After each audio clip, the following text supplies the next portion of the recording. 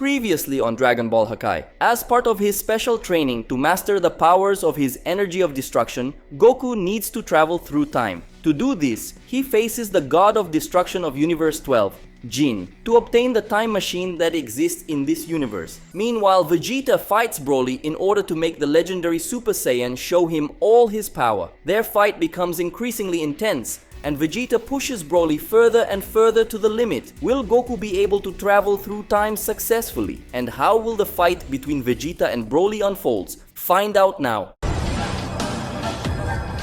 Hakai.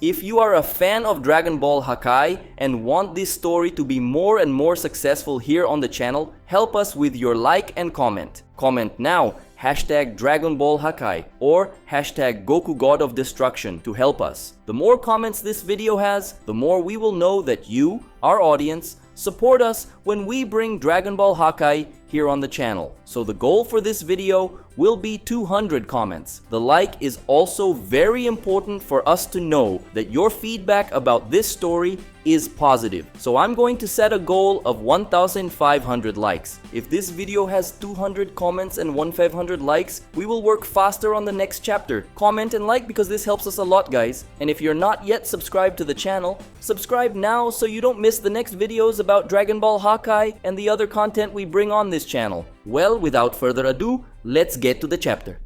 Chapter 37. Goku travels through time. Overwhelmed by fury and power soon after involuntarily transforming into a Super Saiyan, Broly rushes towards Vegeta preparing a punch imbued with power. Vegeta prepares to deal with the blow that is about to come. When the punch is thrown, a huge explosion of impact makes the ground around them give way, showing the devastating power of Broly's blow. But the one who actually proves his superior power is Vegeta, who with a smile on his face was able to block the opponent's attack, who is unable to hide his great surprise. Vegeta sarcastically asks if Broly really thought he could pressure him with just that power. Then, the Prince of Saiyans decides to show more of his own power and makes his ki explode with great intensity, pushing the other Saiyan away. Shouting, Vegeta demands that Broly show him more of his power. Even when he's fallen, Broly does so, extending one of his hands to launch a torrent of energy against Vegeta. However, only the ki already released by Vegeta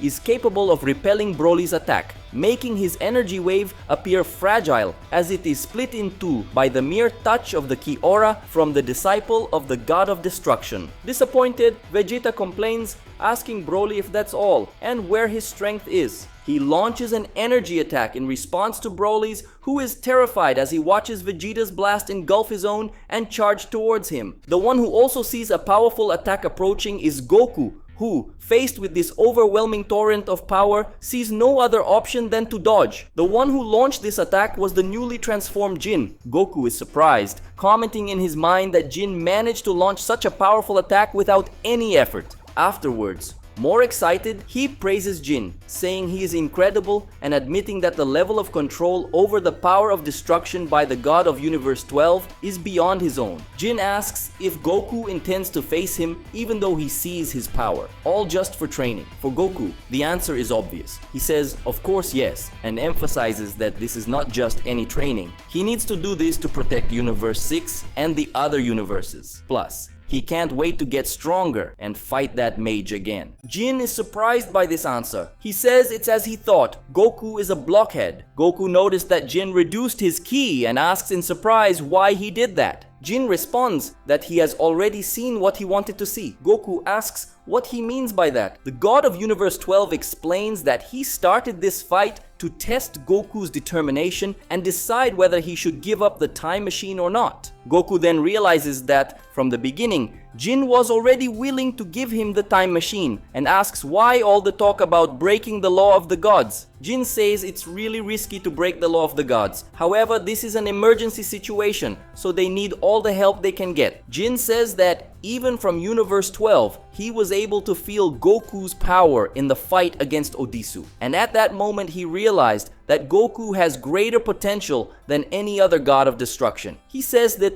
in the battle to come, they will need Goku to explore this potential to the fullest. Goku didn't expect all of this. He says that Giin is a much nicer guy than he thought and thanks him. Giin says Goku shouldn't confuse things. This is about survival, not about being nice. Talking to Martinu now, Giin orders her to take them to the Supreme Planet, ask the Supreme Kai to teach them how to use the time machine, and then give them the machine to take to Universe 6. And then Giin asks Martinu to bring the God of Creation to help them with this mess on his planet. In fact, the Battle of the Gods had a high cost for the planet of destruction of Universe 12. That planet, which previously had a paradisiacal setting, is now in ruins. In Universe 7, inside Whis staff, the battle between the two Saiyans continues at full steam. The God and Angel of Universe 7 observe the combat, which triggers multiple explosions across the dimension, showing increasing intensity. Whis comments that Broly's power keeps growing,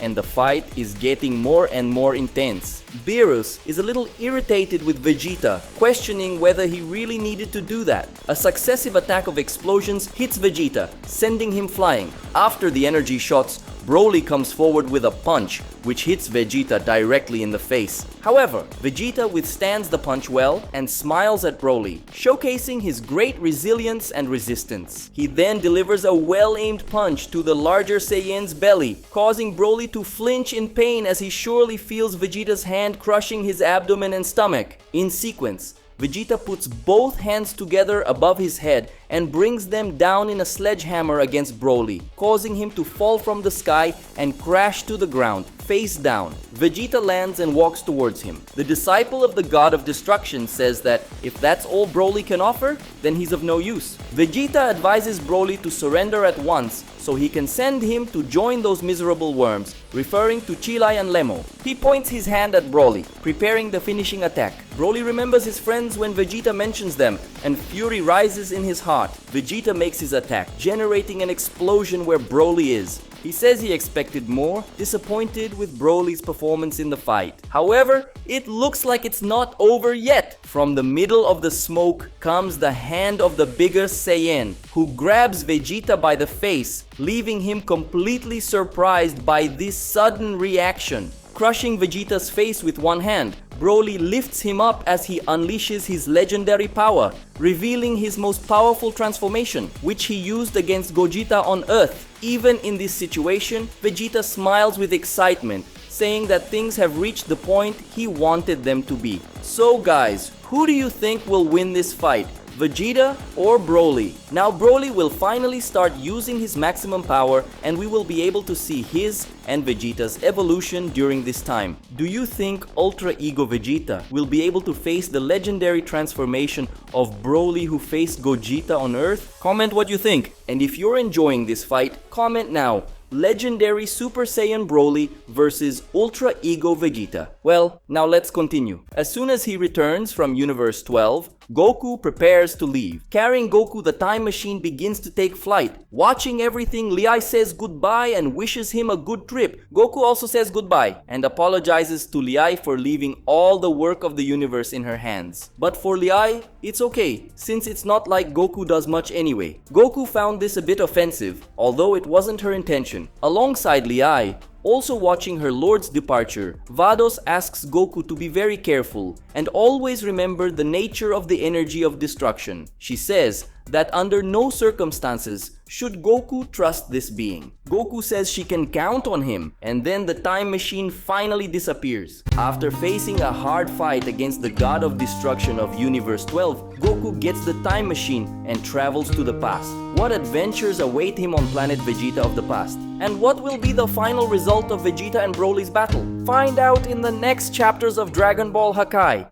If you haven't left a like on the video yet, do so now because it helps us a lot. The goal for this video is 1,500 likes. I know you can do it, guys. And to show me that you are one of the true fans who made it to the end, comment God of Destruction Goku travels through time. This way, I will know who the true fans of Dragon Ball Hakai are. If you want to collaborate more directly with the production of the manga, sign up for our Patreon. This way, You'll help us a lot and receive some benefits. If you can't sign up for our Patreon yet, consider helping with a super thanks. Even a smaller contribution can make a big difference. To read all the chapters of Dragon Ball Hakai, use our website dibhakai.com. There you will find all the chapters of the story. The chapter you saw in this video is not yet on the website, but it will be soon. And for more people to get to know Dragon Ball Hakai, share this video with someone you know who is a fan of Dragon Ball. A big hug to all of you and see you in the next video.